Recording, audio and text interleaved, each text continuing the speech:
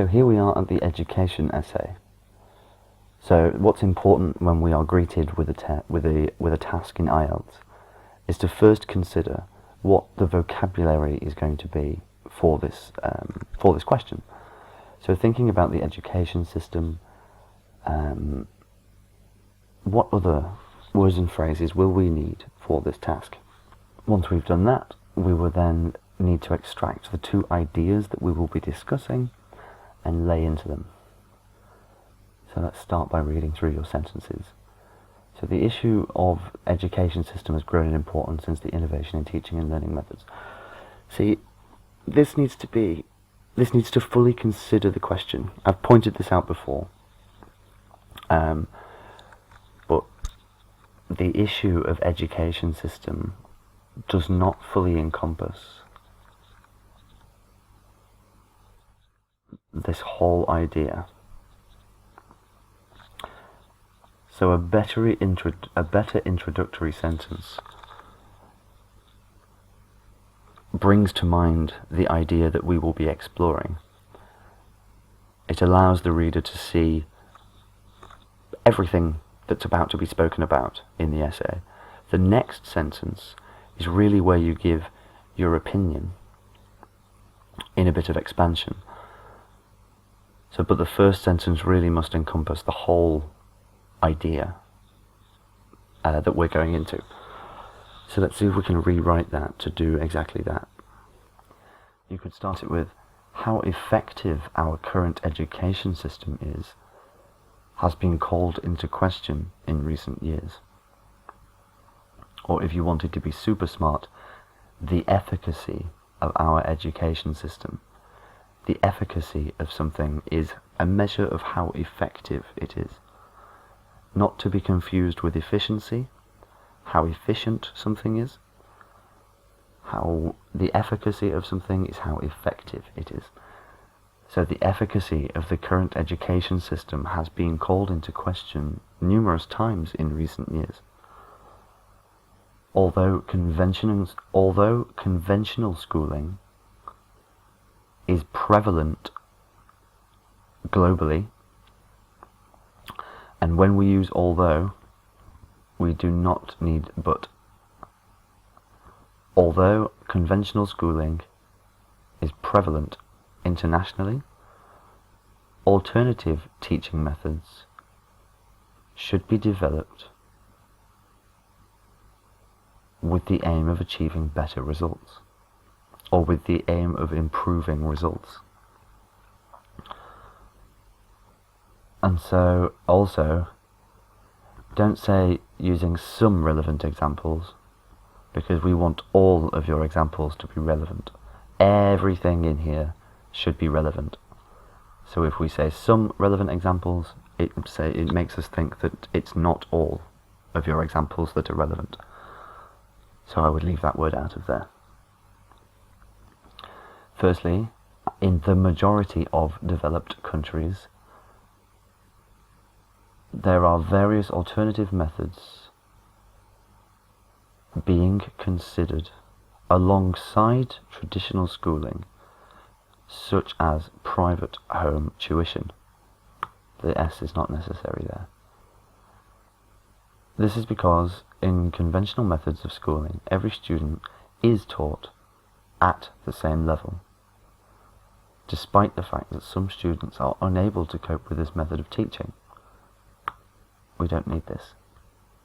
For instance, recent studies from the USA education system, no plural, showed that about 70% of students, this is troubling. In academic examples, we are citing reality, so it must be accurate. We cannot say it is maybe this or about that. It must be precise.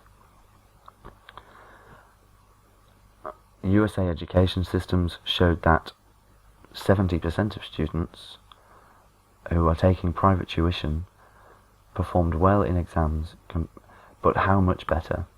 So the point of an example, or the point of referencing a study or data, is to give a very, very specific example. So exactly what percentage of students, by what degree Did they perform better? How was it measured? What was the measurement? Was it a percentage? Did they do 20% better? Did they get 50% higher grades? We need to know what the result was, otherwise there's no point in referencing the study. And if an IELTS examiner reads a line that features essentially just a made-up study, but that doesn't even look convincing, then that will cause problems. And I would say here, therefore, I would say that modern lifestyles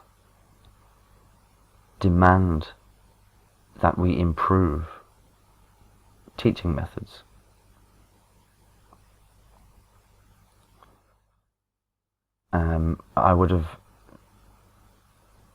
It just means that we are bringing together the paragraph a little bit instead of just saying the same thing again. Avoid repetition, summarize your thoughts well. That would be a good way to do that. Secondly, it is considered that the traditional method of schooling, so we need some variety for this as well. The generally accepted method of schooling, the prevalent method of schooling, or the prevalent method of teaching, or the most popular teaching method. There are many different phrases we could use, but we must introduce some variety. If we find ourselves using the same phrase twice, just have a quick think, is there a different way I can say this? Because variety is very important. So, the classical method of teaching has some negative consequences. All of that is unnecessary. We could just leave it at has some negative consequences. This is due to the fact that the classical approach insists all students be taught in a similar environment. This is putting too much information in it. If you want to explore the idea that the environment is boring, it would require a full paragraph, because this is an opinion and it requires backing up. Classical approach insists all students be taught in a similar environment, and each student must follow,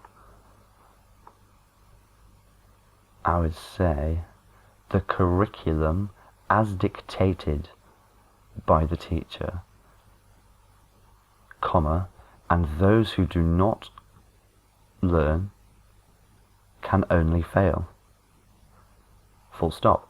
Hence, there is no opportunity provided to students to create original work and showcase talent. That's a great sentence for that. To create original work and showcase talent. Very, very relevant. For example, a study from the University of Scotland showed that 4 out of 10 students in old-fashioned schools dropped out of their course.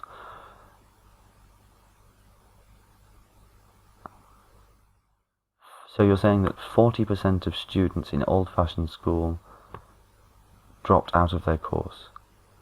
Comparatively? So, compared with what? And how would that make a difference? So I think this word may be out of place. And this much is obvious. If they dropped out of their course, they would definitely lose their academic year. So you don't need to state this. Consequently, the impact of traditional teaching methods has the propensity to be detrimental to students' creativity and academic career. To summarize, it is clear that although conventional methods of schooling have been adopted by many countries,